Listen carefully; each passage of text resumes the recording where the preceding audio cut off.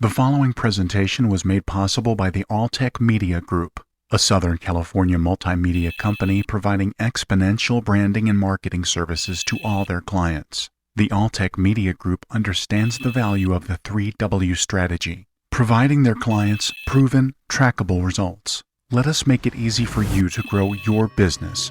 Visit alltechmedia.com.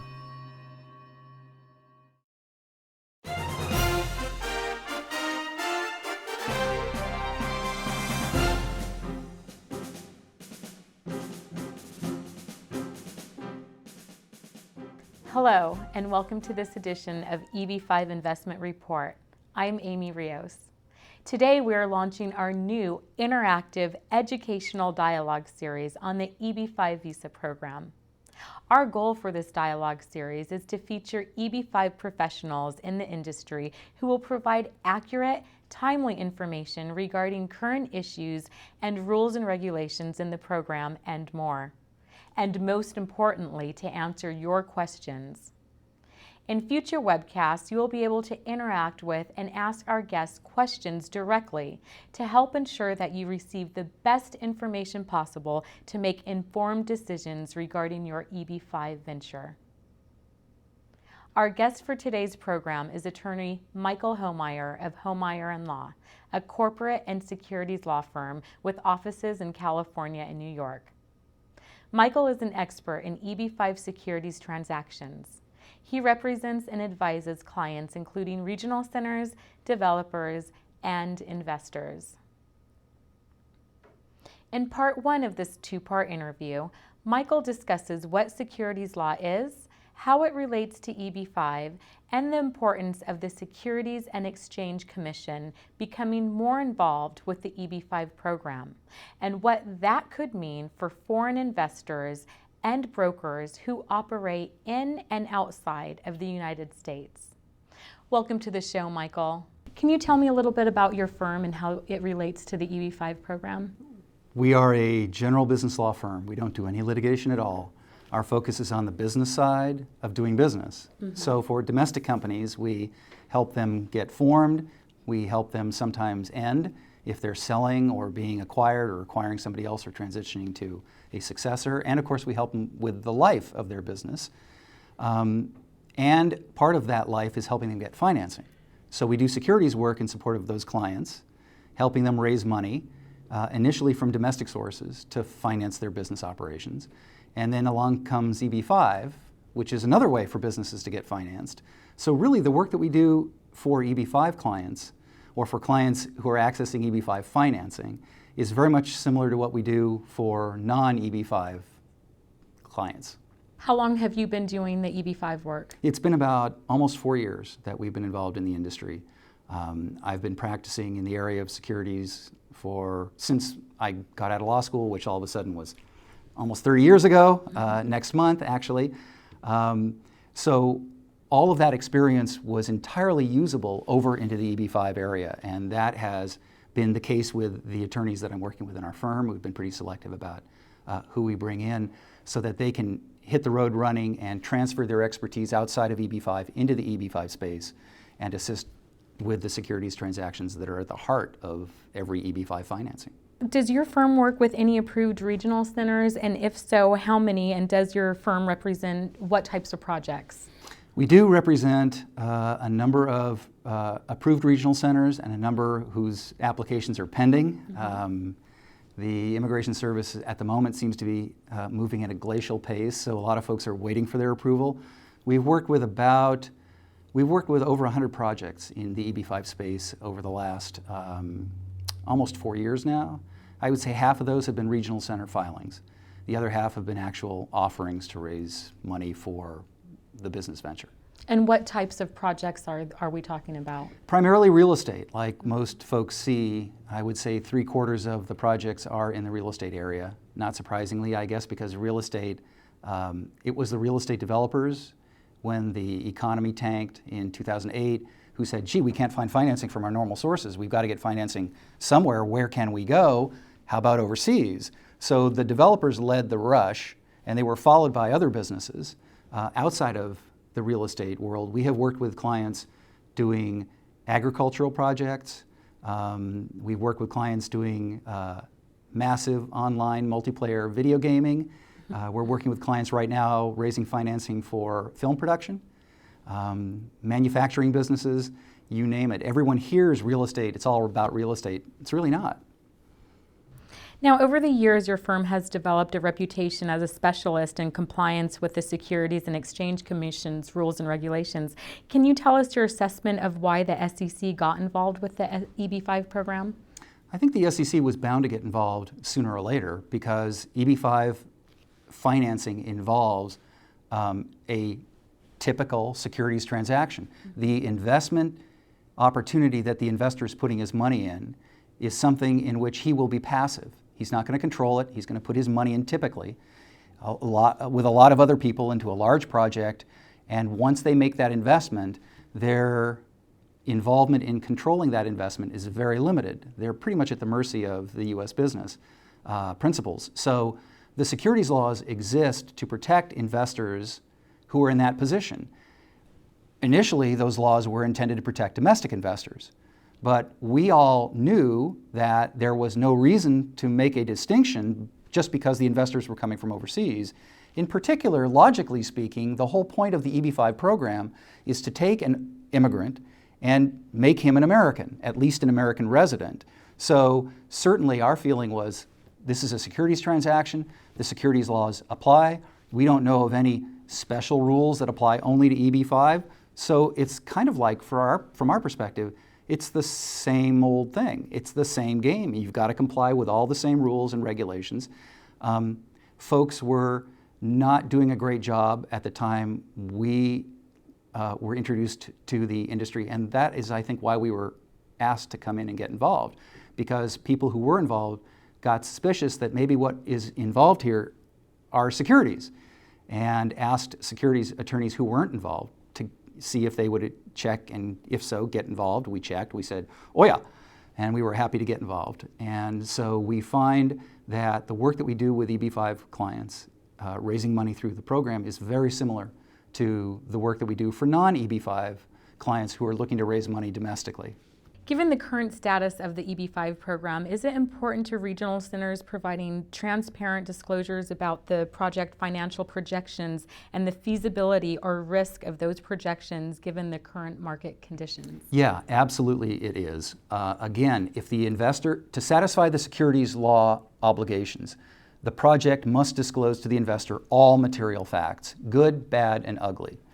The financial projections, even though they are only estimates of how the business will perform in the future, and this is typically a startup business with no track record, so we're projecting off of nothing, typically 5 years into the future, which is the standard life of an EB5 investment. And the idea is those projections have to be good faith, best efforts to predict the future. So there are important assumptions that will be the basis for making these predictions that have to be included in the statement of the projections themselves so that a reader can get an idea of whether or not these projections seem to make sense. And ideally, those projections are done by somebody in the accounting world, whether they're an independent accountant or an accountant working for a developer or a regional center, who knows what they're doing as far as making predictions, who knows the industry that they're making those predictions in. Because I may know the apparel industry really well, that doesn't mean I know a darn thing about making movies. And if I was called upon, I'm not an accountant, so I couldn't do the projections anyway, but were I an accountant, I would feel out of my element if I was asked to generate pro forma projections over the next 5 years in an industry that I'm not familiar with. So it's incumbent upon and essential for, in particular, the projects that are actually selling the investment opportunity to the investors, but also for the regional centers, whether they are either just sponsoring that project and they're not writing the projections themselves, or they're marketing the project, trying to bring investors in, and again, they may not have written the projections themselves, but those projections have got to be good faith. They're projections, we're not talking about a guarantee, but they need to be calculated reasonably, that make sense for the industry, and that in many cases they are independently generated by people who although they may be paid for their work by the project that wants their information, has an independent reputation, so there is a sense of, even though the accounting firm is doing the projections for a fee, they're not going to cook them. Because beyond this one particular client relationship, they have more. And if they want further work, they've got to deliver a quality project to everybody who pays them. So there is an increasing trend now in the industry to secure financial projections that are generated by independent accounting professionals so that the results are more credible. I think that's an enhancement of the program. I think that operates, again, to accomplish the SEC's investor protection goals, as well as USCIS's interest in making sure that the EB5 program is not a vehicle for fraud. It serves all of those important purposes, and it doesn't frustrate a business's chances to raise financing. I think it enhances that, because the investors can say, look, it's just not the developer coming up with financial projections that, of course, are going to show the business is going to make money, and I can get your principal back to you in 5 years. These are actually going to be projections that are believable. So I think that's a huge and vital enhancement of the industry. It comes at some additional costs, but I think it's fairly nominal in the overall course of things. So I think it's smart business, even if it weren't, as it is, a legal requirement. All right. Michael, last year we reported that one of the top USCIS issues that were impacting regional centers was the tenant occupancy issue. Now, in your opinion, what was the USCIS concerned about in regards to tenant occupancy as it relates to EB5 and regional center projects? Well, we're not, of course, on the immigration side of the legal world, but we have to describe to investors whether there are immigration industry risks that are unique to a particular project because of its structure. So once USCIS reversed its position and decided that it would no longer allow jobs created by tenants within the EB5 context in the ordinary course, this is a huge sea change and caught a lot of people entirely by surprise. It would have been far superior if the agency had published the change and given folks notice that it was coming, and therefore the opportunity to submit papers that were not out of compliance at the time that they were submitted, and therefore would result in the government saying no to all these applicants. It would have been far superior if the agency had made public that they were changing their policy. Government changes its policy frequently, and we all have to go along with it. And I think the industry was caught by surprise. The logic of it we understand. The logic is, look, if you are building an office building or a commercial retail center, the jobs that are created by your tenants, who could move in with you or they could move elsewhere, are really not jobs that are being created by your producing the office building or the retail center. The business is producing those jobs. So the government said, look, we've rethought the logic, and we think it no longer makes sense to give the developer credit for the jobs of his tenants unless he can show that there's a special relationship, a closer than usual relationship between the developer and the tenant or tenants that would justify the developer saying, look, I can claim these jobs because this tenant couldn't go elsewhere. He could only come with us. That wouldn't be general office space, but that might be space that's unique to the particular project. For example, a school can't be used for other purposes.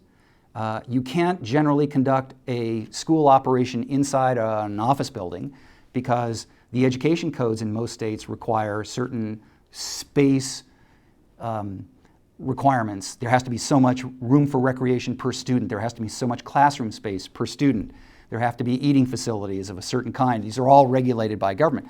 So in order for the developer to honor the code requirements and create a space that is legal for that tenant, that space has to be unique. It has to work pretty much only for that particular tenant.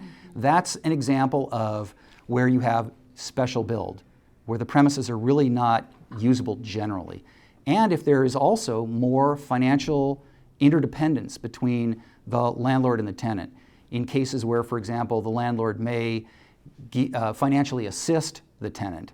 Typically not the case in a landlord-tenancy situation. It's just landlord says, you come in, I hope you make it. If you don't, you're out and I'll replace you.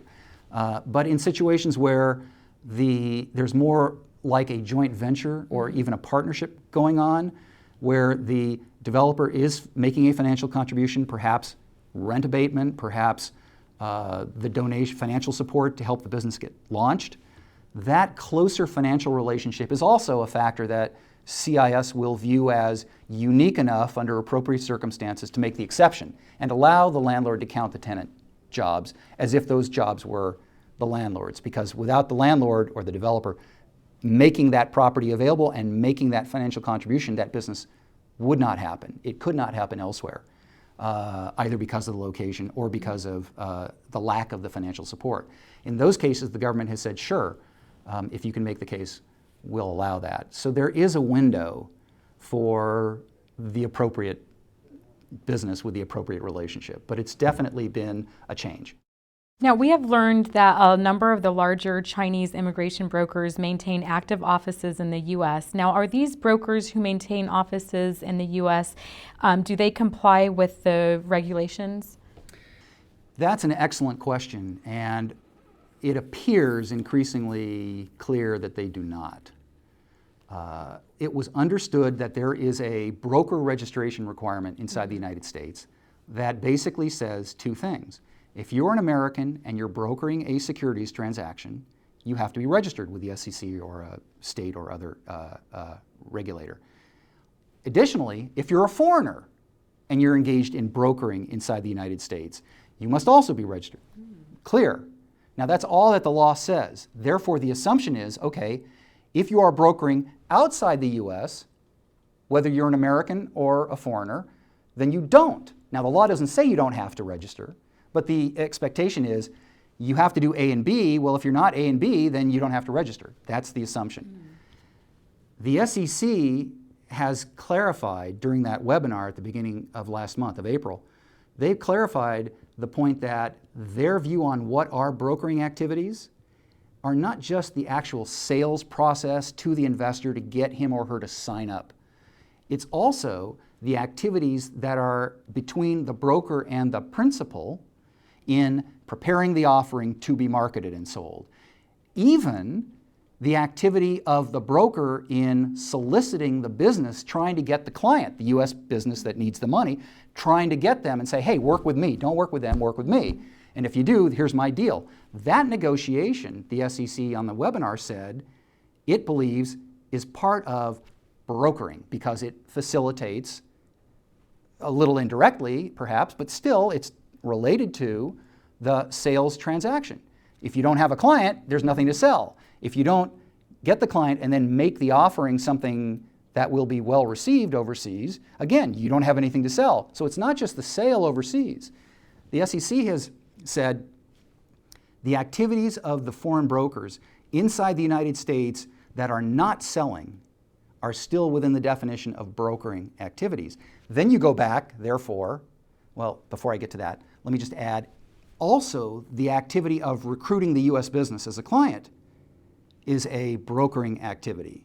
So the activities of getting the US business and then working with the US business before the offering ever goes overseas to actually be sold, the SEC says we consider those to be brokering activities.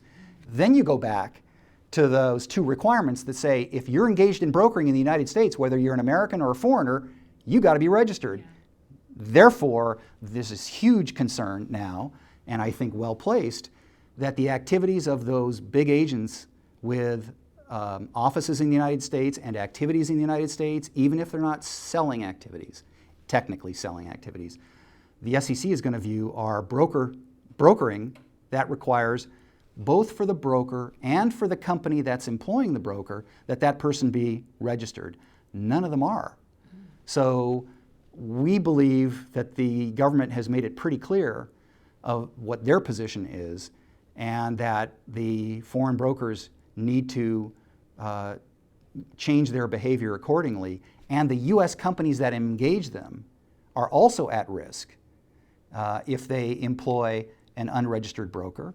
So they need to consider whether or not they can continue to work with businesses, foreign brokers, who appear to be now within the definition of brokering inside the United States. It's a very serious issue, and it's also likely to result in a big change in how the EB5 project gets put together and then put out into the marketplace.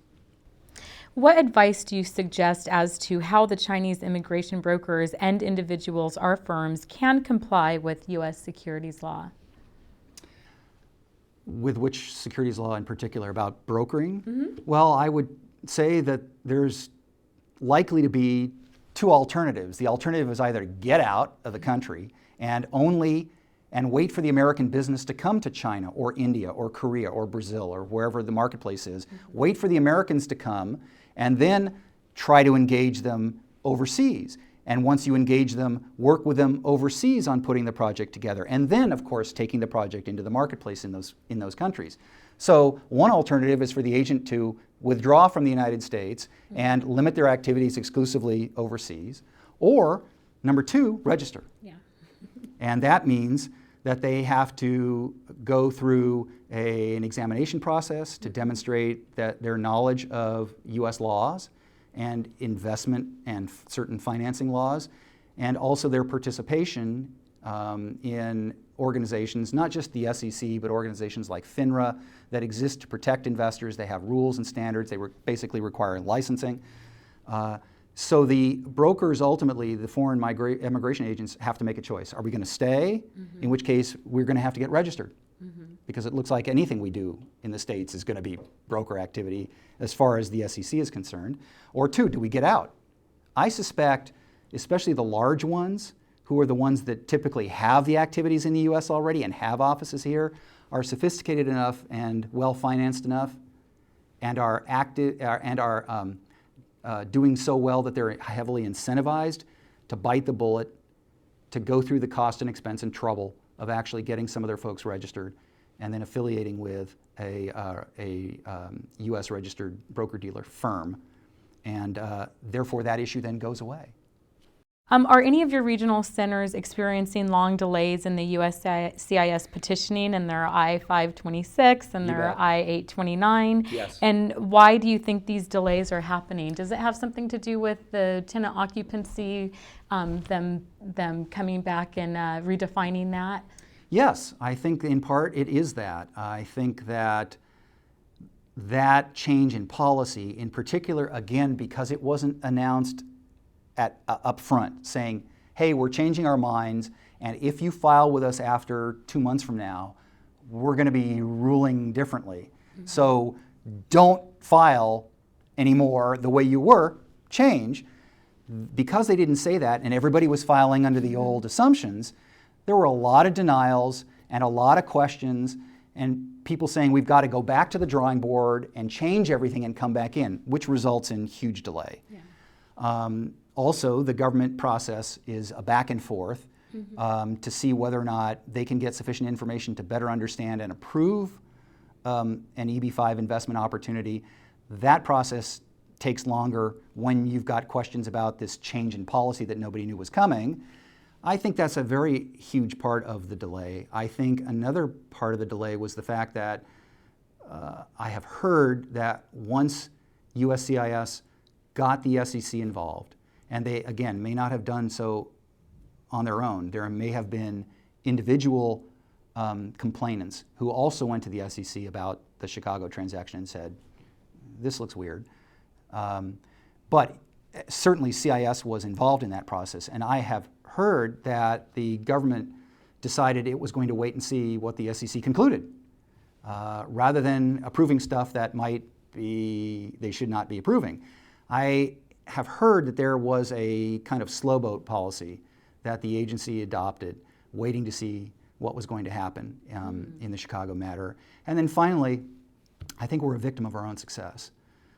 There is so much EB5 activity now that the service is frankly flooded with EB5 projects, with regional center applications, with 526 petitions, exemplar requests, 829, the permanent green card determination requests. And I think they're having a hard time staffing. I think they're, as fast as they hire more people, I think the flood just continues to exceed it. It's getting to be a very serious problem, though, from a business perspective. The industry has had to change because of the delay. These delays basically result in the business receiving the EB5 money later than it would, and that typically causes businesses to either say, I can't wait that long to get this financing, or I have to go out and get other financing in order to cover the gap between when I need to start my project and when the EB5 money is going to be released because of the government's processing delays, and then I can bring in that EB5 money.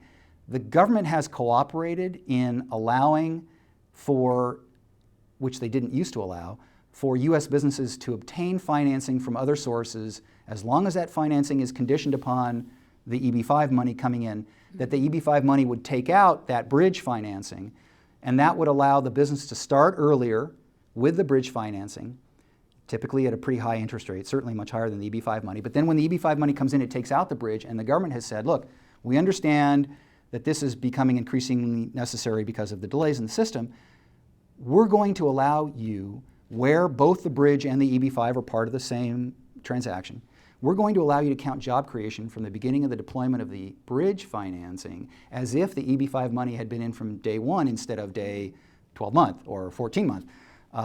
So that's been a huge help for businesses. However, not everybody can get bridge financing. Not everybody has other of their own financing that they could use to start the project. And instead, many businesses are saying, once upon a time I had to wait 6 months to get the money. Now, between the offering, which typically takes 6 months, and then the immigrants getting processed, which is no longer 3 to 4 months, or 5, or even 6, it's now going 7, on a good day, 9 or 12 months. Hey, I can't do business this way.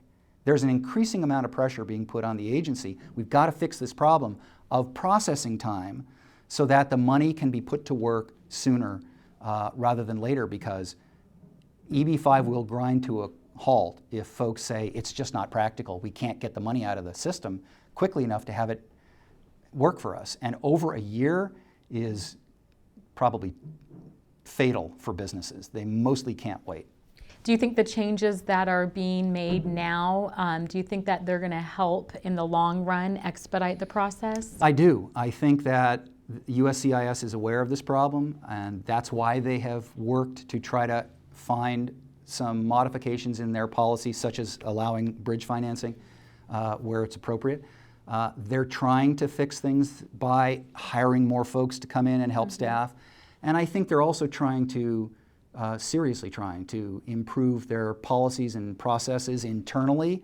They're setting up teams of people to work together on larger projects rather than one person being overwhelmed, because instead of 10 investors and all of their immigration petitions, they've got 100 or 200. I think the government is trying.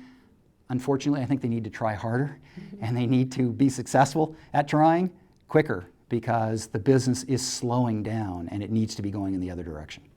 Michael, do you think the slow petitioning process has to do with improper financial disclosures? Absolutely, yes. It honestly is not just the fault of the agency, it's also the fault of the industry. Too many projects are not well written, not clear, not supported by backup evidence, and the government has been burned. They have approved people to invest in certain projects, and this is an immigration agency, not a business agency. It's not the SEC.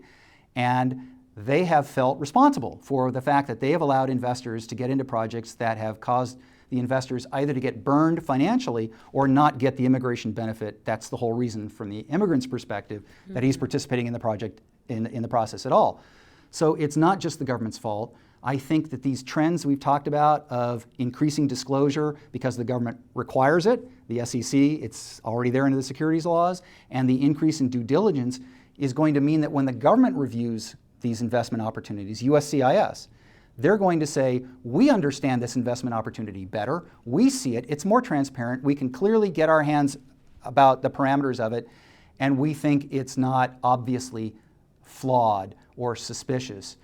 If it is, we're going to slow that process down. Now, if we don't give them the information that they can make a better, quicker decision about that for, it shouldn't be any surprise that it's taking them longer, especially once they've gotten spooked, not just by their own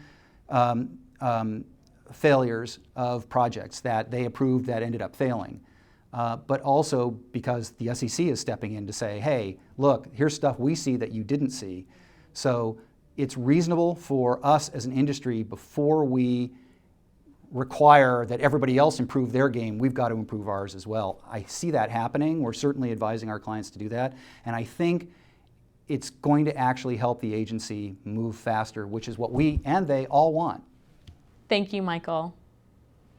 Security laws are an important aspect of EB5, not only to help protect investors, but also to guide them through the EB5 petitioning process for SEC compliance. After this break, we will continue with part 2 of our interview with Michael, discussing one of the biggest lawsuits in the EB5 industry and why the SEC filed it.